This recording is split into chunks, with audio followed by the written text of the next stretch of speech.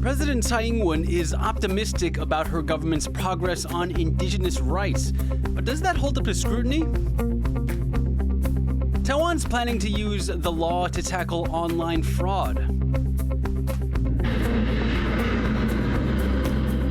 3 weeks of U.S.-Philippine joint military drills have brought renewed attention to rising tensions in the South China Sea. Plus, what happens to the people after a country breaks ties with Taiwan? A complex legacy is left in the Solomon Islands.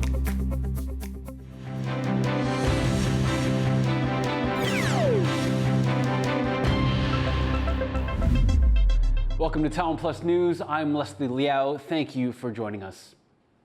Taiwan's President Tsai Ing-wen says her government has made progress on righting the past wrongs of how the country's indigenous groups were treated. She spoke at the final meeting of the Indigenous Historical Justice and Transitional Justice Committee before she steps down as president. For more on what was said, Louise Watt joins us from Taipei. Louise, what's the significance of this? When Tsai came to power 8 years ago, she became the first Taiwan leader to apologize to indigenous communities for 4 centuries of mistreatment. When Chinese started to settle in Taiwan, the indigenous who'd been here thousands of years gradually lost their land rights and saw their lifestyles and cultures restricted. The legacy of that is that today in Taiwan, indigenous communities are more disadvantaged than other Taiwanese, for example, in income and educational levels. So to address this historical injustice, Tsai set up this committee that has met again today. Its mission to promote and restore indigenous cultures and languages and to boost livelihoods. Now, what Tsai and other government officials have said today is, we've made progress, we've apologized, we've started listening to indigenous communities, and we've brought out laws to help protect indigenous languages. And indigenous representatives who were at the meeting today agreed with these positives, but they say there hasn't been progress on big issues such as self-governance, land reform, and environmental issues which adversely affect indigenous communities. Louise, at the end of Tsai's 8 years in power, what is her legacy when it comes to indigenous rights? Tsai was the first leader to apologize. She campaigned on a platform to address these historical injustices. And she herself is part indigenous. So there were a lot of expectations on her shoulders when she came to power. And when there's a lot of high expectations, you're going to disappoint a lot of people. And I think it's fair to say she's disappointed a lot of indigenous people. The main issue has been around land reform. Now, the issue there is Tsai promised to restore the ancestral lands to indigenous communities. That's over half of Taiwan's land, according to government findings. Some of that land has been returned, but what's annoyed a lot of indigenous communities is that private land was excluded. And there have been activists, they have set up a protest camp. They were there for years near the presidential office to express their anger at what they say was Tsai's failure to deliver. They say her apology was just a show. So when Tsai steps down in 10 days' time, she'll be doing so, having failed to please the very people she wanted to do right by. All right, well, thank you, Louise, for that comprehensive report. That was Louise Watt joining us live from Taipei. The cabinet is trying to crack down on rising fraud cases with a new bill, one that could affect the operations of Google, Meta, and other internet giants in Taiwan if passed. John Van Trieste has more. Another scam ring busted, but it's just one of many behind a recent surge in fraud cases. After a busy year, Taiwan's police could be getting backup in the form of a new anti-fraud bill with a special focus on the internet. The National Police Agency says reports of fraud jumped 28% between 2022 and 2023. And while investment scams are by far the fastest growing type of fraud, online scams are on the rise too. For instance, police got more than 4,000 reports of fake online auctions last year, up 42% from the year before.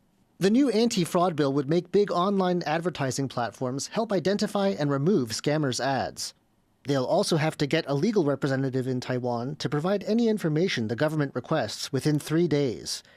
Platforms that don't comply could be fined up to around $770,000 or face even more drastic consequences. 法律代表人现在这个新的规定列落地以后，那能够来配合一起来共同打诈。金钱法如果还是没有效果，情节严重的话，限制接取或停止解析，这是最后手段。No consensus has been reached about which platforms should be deemed big enough to be subject to these rules.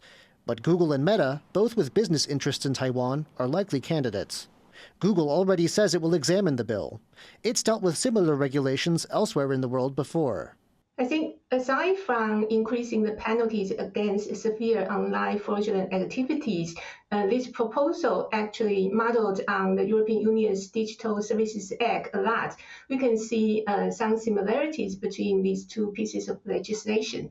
The bill also aims to break apart fraud rings from the inside. On the one hand, it raises penalties for cases involving large sums. 同一个诈骗行为，诈欺所得1000万以上，处3年以上10年以下有期徒刑；3人以上共犯诈欺，又结合假冒公务员、广播网络散布，都加重其刑至1/2。On the other hand, it offers reduced punishments or clemency for scammers who confess and work with the police. With the cabinet's blessing, the bill has cleared step one toward becoming law. Officials hope it will make a dent in a mounting problem. Luffy Li and John Van Trieste for TaiwanPlus. Around a dozen Chinese Coast Guard ships and other vessels have been spotted near Taiwan's outlying Kinmen Islands, with some entering prohibited waters. Taiwan's Coast Guard says this is the first intrusion into the restricted area by both Chinese law enforcement and commercial vessels. Some ships came as close as 4 nautical miles from Kinmen's coast. There's been an influx of Chinese Coast Guard ships in the area since the death of 2 Chinese fishers earlier this year. Officials say it's part of a pressure campaign by China to wear down Taiwan's resources. The biggest ever joint military drills held by the Philippines and the U.S. are coming to an end. This year's exercises, which even involved the sinking of a mock enemy ship, saw French and Australian forces take part for the first time and come amid rising tensions in the South China Sea. Jaime Okan reports. Roaring into the sky, a missile launched from a Philippine Navy ship finds its mark. A decommissioned vessel off the coast of northern Philippines, not too far from Taiwan and neighboring China. It's the culmination of 3 weeks of military exercises held annually by the U.S. and the Philippines. Known as Balikatan, meaning shoulder to shoulder, these drills reaffirm a long-standing alliance. It's all about partnership and working shoulder to shoulder with our Filipino counterparts, whether they're, like I said, on the ground, maritime, or air component. But they're also meant to send a message. This year's exercises were bigger than ever, with more than 17,000 troops and observers taking part. The drills also crossed into waters claimed by China, but within the Philippines' exclusive economic zone. And for the first time, other allies were involved, including French ships and Australian soldiers. All of this as tensions over territorial claims in the South China Sea continue to grow. Just last week, China again fired water cannons at Philippine ships in disputed waters, a repeated act of aggression that many Filipinos hope U.S. presence in the region will deter. That's the reason why we are cooperating with them through military exercises like the annual Balikatan exercises through the Visiting Forces Agreement, because that's the only way for us to defend our territory and our national sovereignty. An international court ruled against Beijing's claims here back in 2016, but since then China has continued to increase its presence. Beijing says the U.S. and the Philippines are provoking conflict with their latest drills. 停止拉帮结派、炫耀武力，停止散布虚假信息，误导国际社会。 As this year's Balikatan comes to a close, tensions in the South China Sea are unlikely to ease, as the Philippines continues to deepen relations with Washington and its allies, rivaling Beijing's growing ambitions in the region. Scott Huang, Gino Lopez, and Jaime Ocon for TaiwanPlus. For more on the Balikatan exercises, Rick Glowert spoke to a helicopter pilot in the Philippine Navy, Lieutenant Jessica Maria Fronda.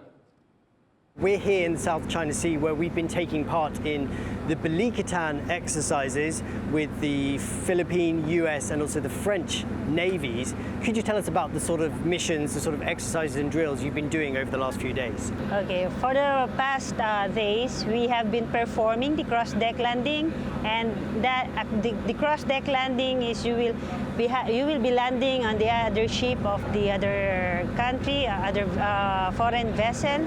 It is about enhancing your proficiency and showcasing your ability and capability in doing that kind of shipboard helicopter operations. So it is, in all pilots, involved pilots, it is the chance to enhance and showcase the proficiency, the skills, the ability and the capabilities of each and every one.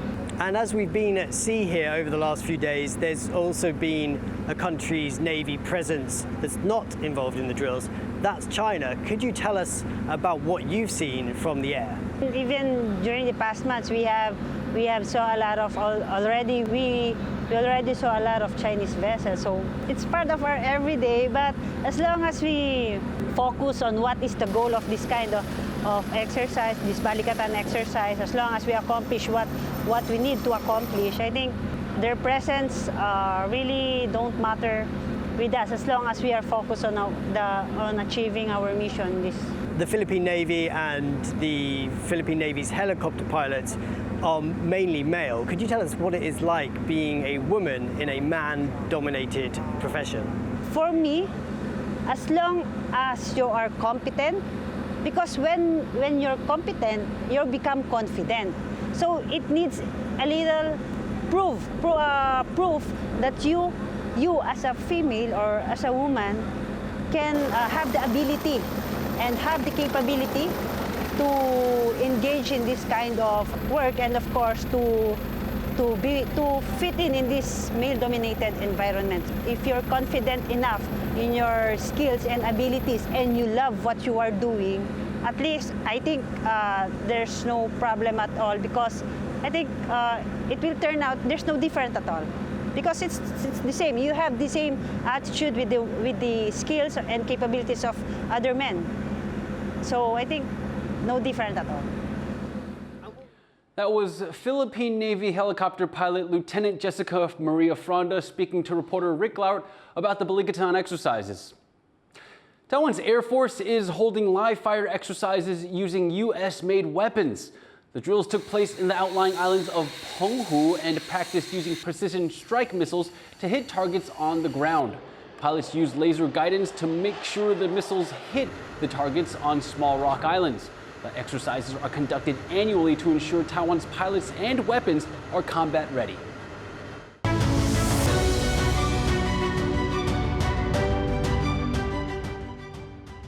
President Tsai Ing-wen is in the final weeks of her presidency. She's due to hand power to incoming President Lai Ching-te on May 20th.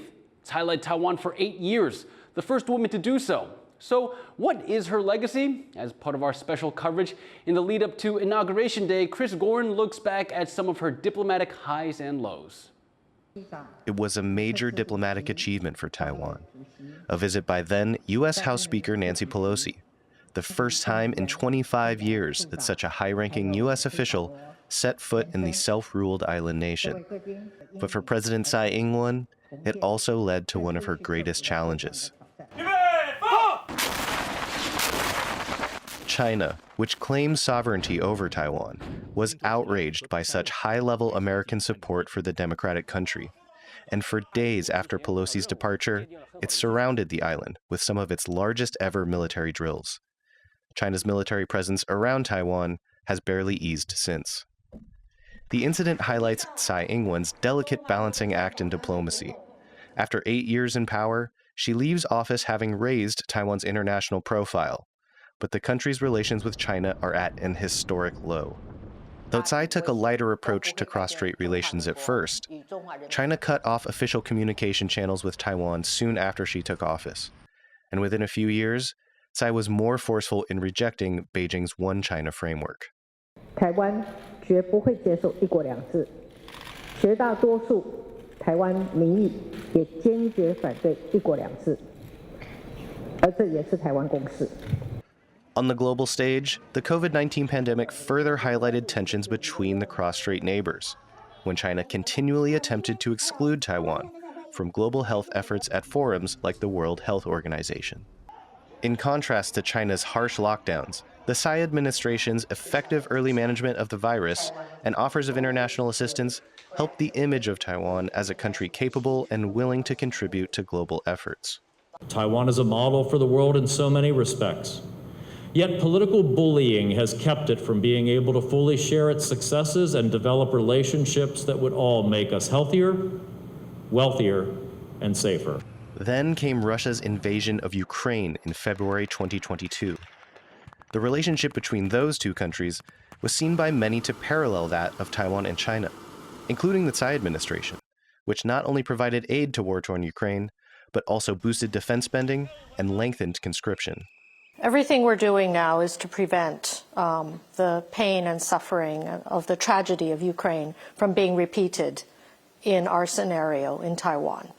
But this was a perception that China was quick to counter. 我认为台湾当局有些人借乌克兰问题来蹭热点和碰瓷儿是不明智的行为。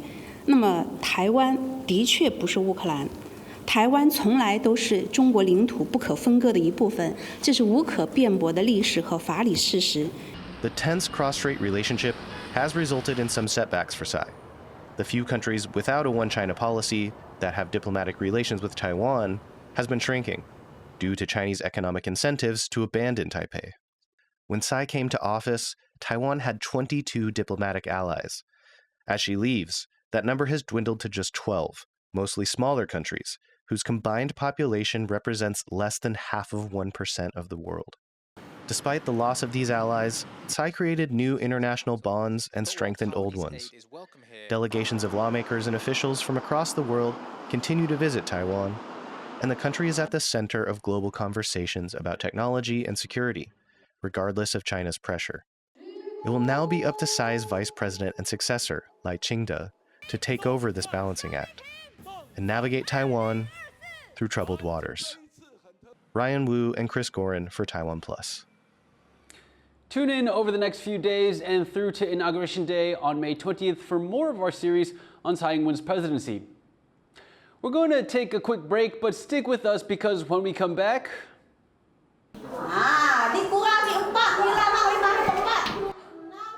Come with us to Bali, where this school is teaching students to use a sign language found nowhere else on Earth.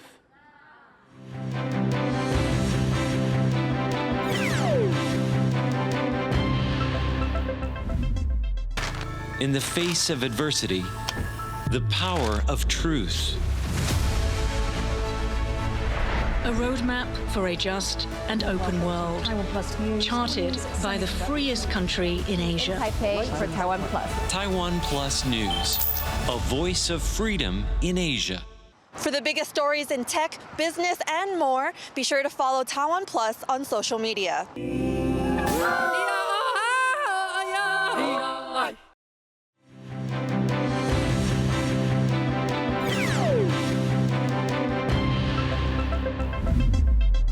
Welcome back. You're watching TaiwanPlus News. The Solomon Islands has just voted in a new government, one that's expected to continue developing good relations with China.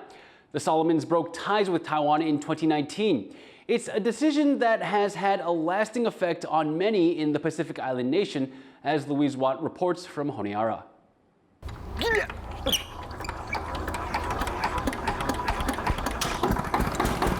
These old machines remind mechanic Andrew Lano of a better time, when Taiwan was running agricultural projects here in the Solomon Islands. The East Asian country taught farmers how to grow rice, guava and dragon fruit to boost agriculture. But that was before the Solomon Islands cut ties with Taipei in favor of Beijing. Now the Taiwanese are gone, leaving this equipment that Lano maintains. We are very, very sorry about Taiwan. That's what Taiwan do for us.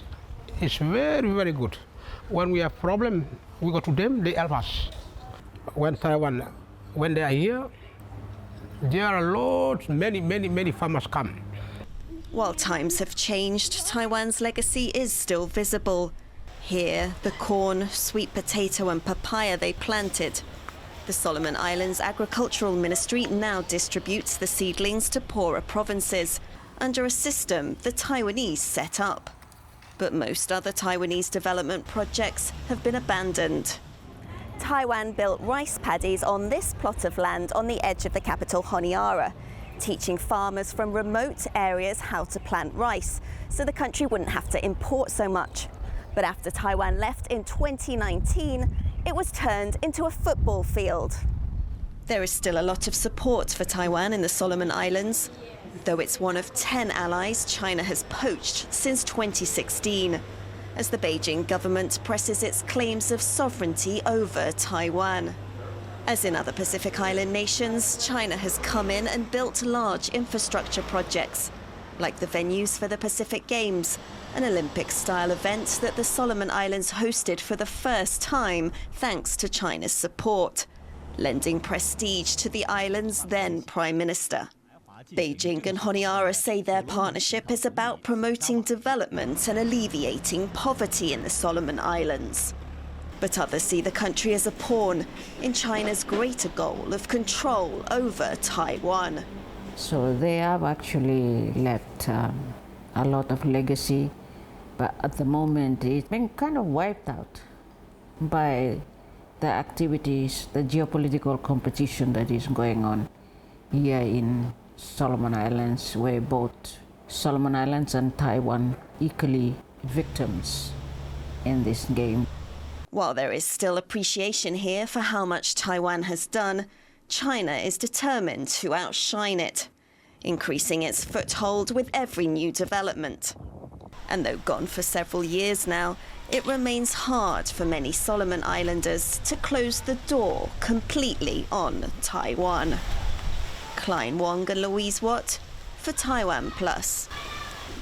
Foreign Minister Joseph Wu says the name of Taiwan's representative office in Lithuania will not be changed to appease China.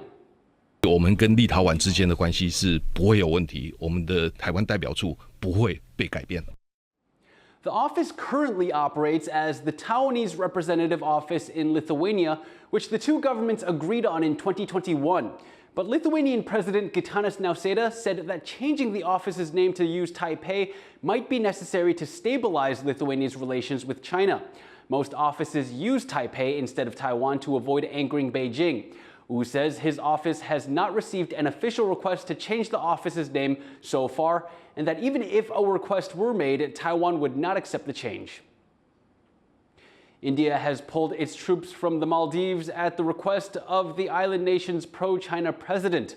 President Mohammad Muizzu demanded New Delhi remove around 80 soldiers.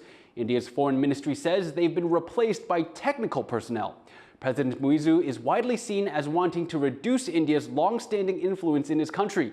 India's foreign minister says a good relationship between neighboring countries is necessary for stability in the region.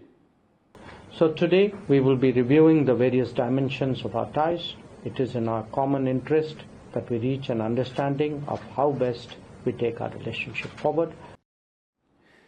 Giving deaf children a chance to grow and learn together with hearing children. That's the mission of one school on the Indonesian island of Bali. John Van Triest reports on how the school is helping its students start off on an equal footing. This village on the northern edge of Bali in Indonesia is home to a sign language found nowhere else on Earth, Kata Kolok, or the talk of the deaf. Many residents here in the village of Desa Kolok are deaf, so many that the local way of signing is understood even by the hearing population. This makes school a breeze for both hearing and deaf children, since teachers are able to interpret and switch between spoken and signed language. One of the teachers explains how it works. The class 1, 2, 3, and 4, the split Why the split? Because I am focused to alphabet all on and sign. The focus the sign. Only sign, more sign. But the grade 5, the high class in there, I teach more than mathematics or the social, like that. All the children will grow up signing the local way. But what the teacher means here is that deaf students are also taught standard Indonesian Sign Language, something completely unrelated. This is the only way they'll be able to communicate with people from outside the village, go beyond elementary education, and one day find work. Still, with the local sign language so prevalent, there's no barrier to communication here. Biar saya bisa bermain bersama orang tuli bisu. Dan saya juga akur sama Damar dan Rizka dan anak-anak kolok yang lainnya. And there are signs the teacher's work here is rubbing off on some of the students. This girl, Dama, is signing that her sign language name means sharp nose, that she's in 5th grade, 12 years old, and that her dream is to become a teacher. There's a sense that this school is a special place, one where deaf children are fully included on an equal footing with their hearing peers and being readied to make their dreams come true. Luffy Lee and John Van Trieste for TaiwanPlus. And we here at TaiwanPlus would like to thank you for tuning in to TaiwanPlus News. You can visit the TaiwanPlus website or follow our social media for more stories from Taiwan and around the world. Before we go, check out the torch for the 2024 Paris Olympics at the port of Marseille. I'm Leslie Liao. Take care and see you next time.